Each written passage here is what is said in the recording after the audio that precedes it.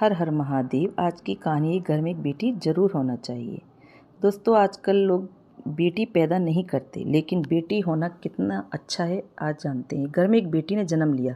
जन्म होते ही माँ स्वर्गवास हो गया। बाप ने बेटी को गले से लगा लिया। रिश्तेदारों ने लड़की के जन्म से ही ताने मारने शुरू कर दिए कि पैदा होते ही माँ को खा गई, मनहूस। पर बाप ने कुछ नहीं कहा। अपनी बेटी का पालन पोषण शुरू किया। खेत में काम करता और बेटी को भी खेत ले जाता। काम भी करता और भागकर बेटी को भी संभालता। रिश्तेदारों ने बहुत समझाया कि दूसरा विवाह कर लो, पर बाप ने किसी की नहीं सुनी और पूरा ध्यान बेटी की ओर रखा। बेटी बड़ी हुई, स्कूल गई, फिर कॉलेज।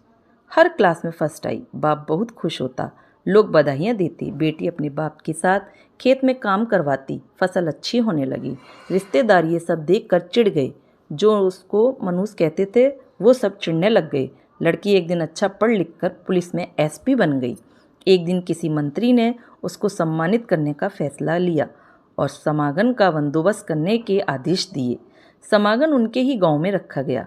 मंत्री ने समागम में लोगों को समझाया कि बेटा बेटी फर्क नहीं करना चाहिए। बेटी भी वो सब कर सकती है जो बेटा कर सकता है।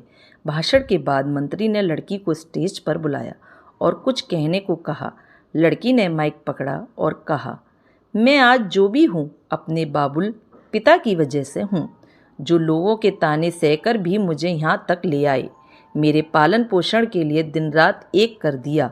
मैंने माँ नहीं देखी और ना ही कभी पिता से कहा कि माँ कैसी थी, क्योंकि अगर मैं पूछती तो बाप को लगता कि शायद मेरे पालन पोषण में कोई कमी रह गई है।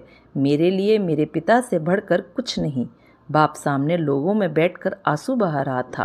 बेटी को भी बोलते बोलते आंखें भर आईं। उसने मंत्री से पिता को स्टेज पर बुलाने की अनुमति ली। बाप स्टेज पर आया और बेटी को गले लगाकर बोला, रोती क्यों है बेटी? तू तो मेरा शेर पुत्र है। तू ही कमज़ोर पड़ गई तो मेरा क्या होगा? मैंने तुझको सारी उम्र हंसते देखना है। सबकी आंखें नम हो गईं। मंत्री ने बेटी के गले में सोने का मेडल डाला।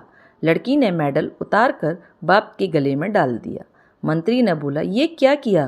तो लड़की बोली, मेडल को सही जगह पहुंचा दिया। इसके असली हकदार मेरे पिताजी हैं। समागम में तालियां बज उठी। यह उन लोगों के लिए सबक है जो बेटियों को चार दीवारी में रखना पसंद करते हैं, पर ये फूल बाहर खिलेंगे अगर आप पानी की तरह इन फूलों की तरह संभाल कर रखोगे। दोस्तों, बेटी की ये कहानी कैसी लगी तो लाइक करें, सब्सक्राइब करें, शेयर करें।